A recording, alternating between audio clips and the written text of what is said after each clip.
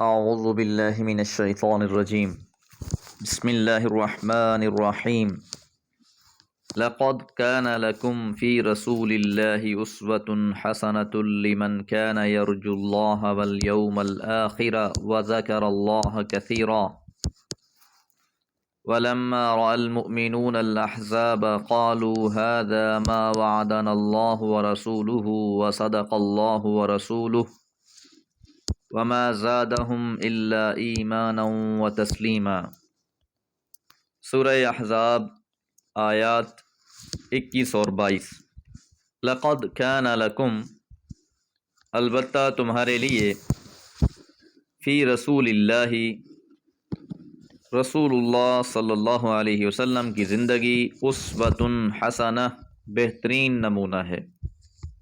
پچھلی آیات میں ان بزدلوں کا تذکرہ ہوا جو غزوہ احزاب کے وقت، غزوہ خندق کے وقت جان بچانے کی کوشش کر رہے تھے۔ انہیں غیرت دلائی جا رہی ہے کہ رسول اللہ صلی اللہ علیہ وسلم کی زندگی تمہارے لیے بہترین نمونہ ہے۔ امام قرطبی رحمہ اللہ لکھتے ہیں، کان لکم قدوۃ فی النبی صلی اللہ علیہ وسلم حیث بذل نفسہ لنصرۃ دین اللہ فی خروجہ الی الخندق، کہ رسول اللہ صلی اللہ علیہ وسلم کا عمل، آپ کا طریقہ کار بہترین نمونہ ہے کہ انہوں نے اپنی جان دین کی نصرت کے لیے وار دی۔ اصحاب رسول بیان فرماتے ہیں کہ جب خندق کھودی جانے لگی تو حضور علیہ الصلوۃ والسلام ہمارے ساتھ مشغول رہتے، اور ایک حدیث مبارکہ میں ہے کہ جہاں سخت چٹان آ جاتی، ہم سے پتھر نہ ٹوٹتے، ہم حضور علیہ الصلوۃ والسلام سے عرض کرتے، آپ اپنی ضرب کاری سے ان پتھروں کو، ان چٹانوں کو توڑ ڈالتے۔ میدان جنگ میں جہاں باقی لوگوں کے قدم اکھڑنے لگتے، وہاں بھی حضور علیہ الصلوۃ والسلام ثابت قدم رہتے۔ غزوہ حنین کے واقعے کو یاد کر لیجئے کہ کس طرح ہر طرف سے تیروں کی بوچھاڑ ہو گئی، غیر متوقع حملے سے فوج بکھر گئی، پر حضور علیہ الصلوۃ والسلام میدان میں کھڑے رہے۔ امن، جنگ، گھر بار، انفرادی اجتماعی، دن رات، صبر و شکر، عزم و وفا، آپ کی زندگی کا ہر پہلو اہل ایمان کے لیے بہترین نمونہ ہے۔ ایک جنگ میں جب آپ زخمی ہو گئے، آپ نے اللہ سے دعا کی، یا اللہ انہیں معاف فرما دے، یہ لوگ جانتے نہیں ہیں۔ اب حضور کی ذات کس کے لیے بہترین نمونہ ہے؟ لمن کان یرجو اللہ، اس کے لیے جو اللہ سے امید رکھتا ہے، والیوم الآخرہ، اور آخرت کی توقع رکھتا ہے، زندگی میں بھی اللہ سے خیر کی توقع رکھتا ہے، اجر کی امید لگاتا ہے، رب کی رضا کے لیے کام کرتا ہے، آخرت کے دن پر اس کو یقین ہے، تو ایسا شخص ہی حضور علیہ الصلوۃ والسلام کی اقتداء کرتا ہے، آپ کی پیروی کرتا ہے، زندگی کے ہر معاملے میں حضور علیہ الصلوۃ والسلام کو اپنے لیے بہترین مثال سمجھتا ہے۔ وَذَكَرَ اللَّهَ كَثِيرًا، اور وہ کثرت سے اللہ کا ذکر کرتا ہے۔ تو معلوم یہ ہوا کہ راہ حق میں عزیمت اور استقامت انہی لوگوں کو حاصل ہوگی جن کے اندر اللہ اور آخرت پر مضبوط ایمان ہوگا، اور وہ مسلسل اس ایمان کو اللہ کی یاد سے تازہ کرتے رہیں گے۔ وَلَمَّا رَأَى الْمُؤْمِنُونَ الْأَحْزَابَ، اور جب اہل ایمان نے ان جماعتوں کو دیکھا، مشرکین کے لشکر جب مدینہ کا محاصرہ کر رہے تھے، تو ایک کیفیت تو وہ تھی جو منافقین کی تھی، جسے پچھلی آیات میں بیان کیا گیا کہ ان کے کلیجے منہ کو آ رہے تھے۔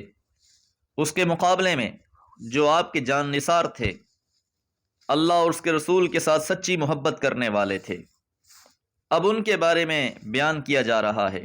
وَلَمَّا رَأَى الْمُؤْمِنُونَ، اور جب دیکھا مومنوں نے، الاحزاب، گروہوں کو، قالوا، انہوں نے کہا، هَذَا، یہ، ما وعدنا اللہ، جو وعدہ کیا تھا ہم سے اللہ تعالیٰ نے، وَرَسُولُهُ، اور اس کے رسول نے، کہ اللہ اور اس کے رسول کا جو وعدہ ہے وہ سچا ہو گیا۔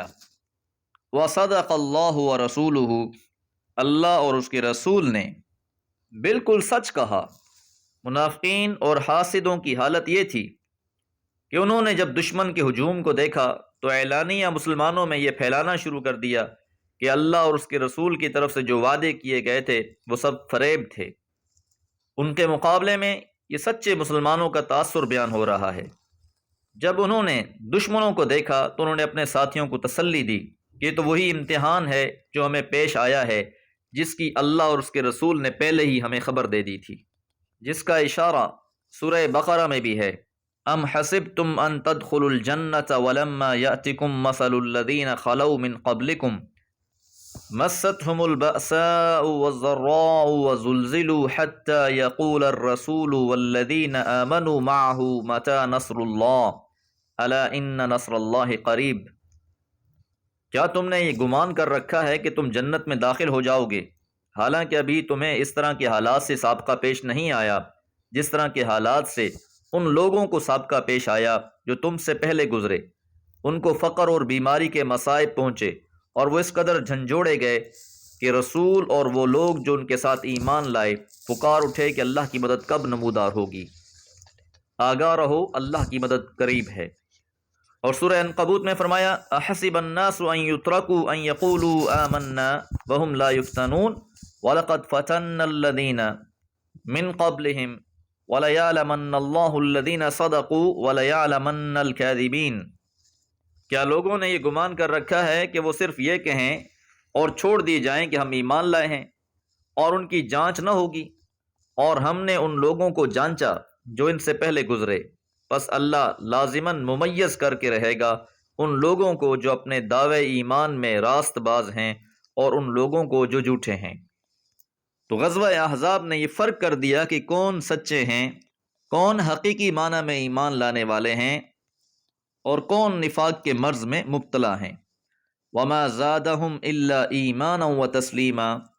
تو اس کیفیت نے، دشمنوں کے چڑھ آنے نے، دشمنوں کے گہراؤ نے ان کے ایمان میں اور اضافہ کر دیا، ان کی اطاعت اور بڑھ گئی۔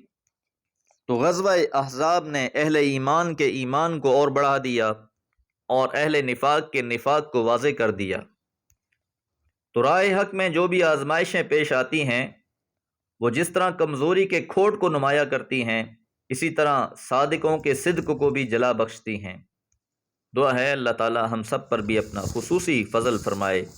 وما علیہ الا البلاغ۔